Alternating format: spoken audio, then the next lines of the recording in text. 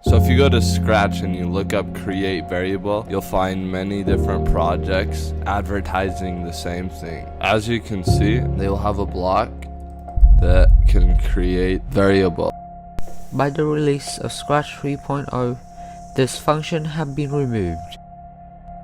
This is what's called a hacked block, which means someone personally went into the code of Scratch and changed some settings in the base of the program to get this to work. Not only is it incredibly glitchy, but since it is hacked, the features needed to make it useful are not possible to create. For example, when you create the variable, you can't change the variable, which is what you would need it for, and there's no real way to reference it. This means there's not much you can do with it, sadly. It's hacked and nature just doesn't allow it. But what if I tell you there's a way to bring this functionality back? When you open up Scratch Editor, go to the variable section. You will be greeted with a make variable, my variable, set my variable, change my variable, and stuff like that. There's one thing. There's something that is called make a list. Now if you click on that, it will show you a way you can create a list. I will create a list called name. This could be photos, right? And value. And now you can go for a green flag and click add to the list called name, and you could say my name, and then you could add another one but into the value one and add it to Silver Takana. That is my name. And you can add delete all name and delete all value at the start. And if you click now, open up the name and open up the value, with it to the side, you can see that there's a list variable called my name, and another one is called Silvertakana on the value.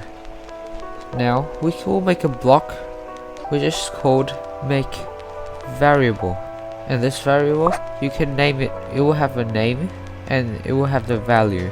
So start off, you make a variable with a value and you can change it. Change variable, the name of the variable and the value of the variable to a value, and run with that screen refresh.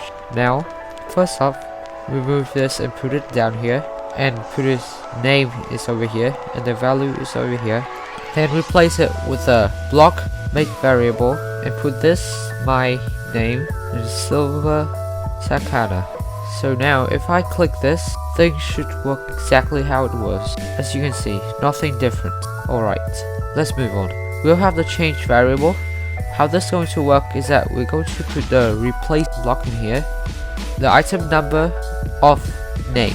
So this one, it will start to find the name of it. You can replace it with the value, with the number that the name is contained. And now you could replace this with the value you want. Now we can make two variables. And one of them is favorite color. And I will make this become blue. Now if I click here, things will have two lists, two variables. And one of them is my name, Silvertakana, and favorite is blue. Favorite color is blue. Then we'll make the change variable. So now I don't want my favorite color to be blue anymore. So we'll change the favorite color to red.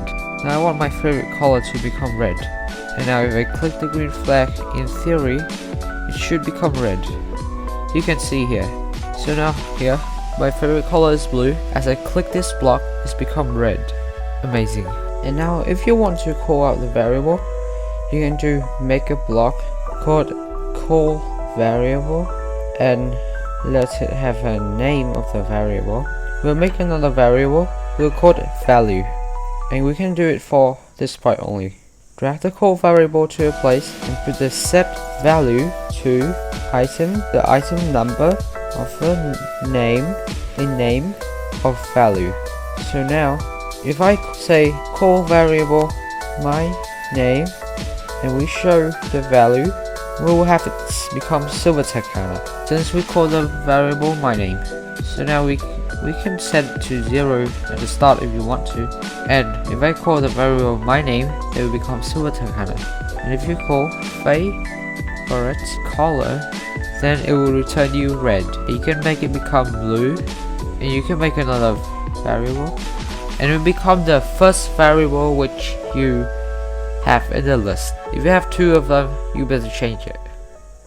Just imagine the uses. You could create a simulation of the human brain. You can create object-based physics engines. I mean, you could even recreate Scratch itself, right?